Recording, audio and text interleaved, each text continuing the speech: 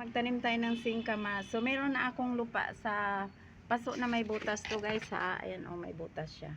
Ito yung commercial na paso.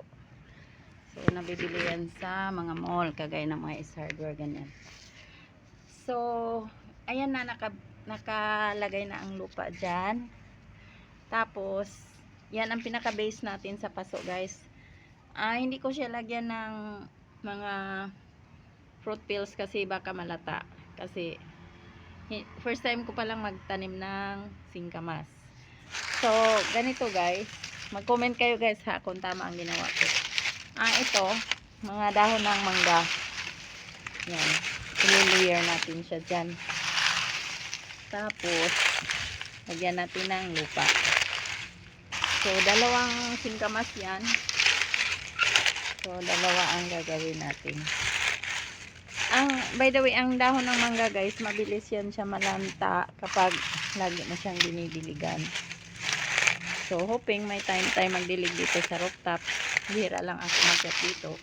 So lagyan na natin ng lupa guys. Lagyan natin ng lupa para makatanim na tayo.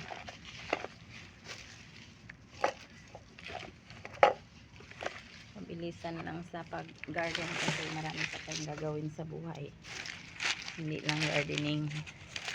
Pero kailangan may garden tayo guys kasi para libre tayo sa ibang bagay. Hindi yung bili ng bili. Saka alam mo kung saan galing ang kinakain mo. Hindi mo alam na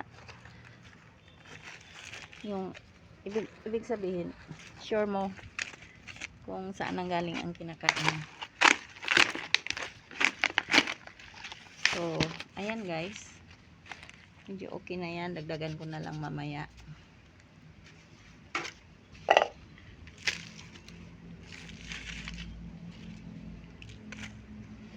So, kung may rooftop kayo, pwede kayo magtanim gamit ang paso.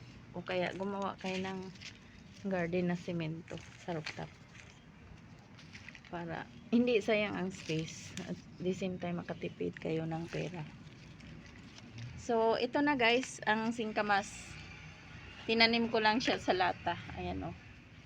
Mga 1 week na yan siya sa lata nagtambay. So ganito lang ang pagtanim niya. May ugat na siya eh. Oh. Yan na, may ugat na siya. So ibaon mo lang siyang ganyan. Tapos tabunan. Kasi buhay naman na. Pero hindi ko alam kung anong itsura niya dito kasi ang singkamas malago yan. So hoping na hindi to malago. Kasi dati nagtanim ako ng patatas dito sa rooftop, sobrang lago. Tinanggal din namin kasi parang nakakatakot na ang dahon niya. Sobrang dami. Ang patatas pa lang dahon niya hawig sa kamatis. Sobrang taba ng patatas na yun. Pero wala, 1 buwan lang binunot ko rin kasi sobrang malago, nakakatakot.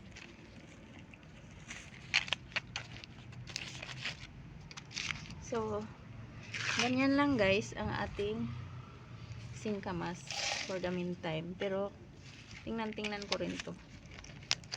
So ayan, buhay na siya. Ayan, buhay na. Ayan, buhay na.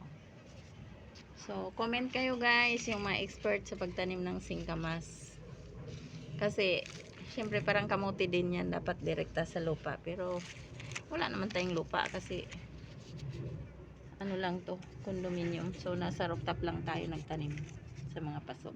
So, that's it guys. Thank you so much for watching.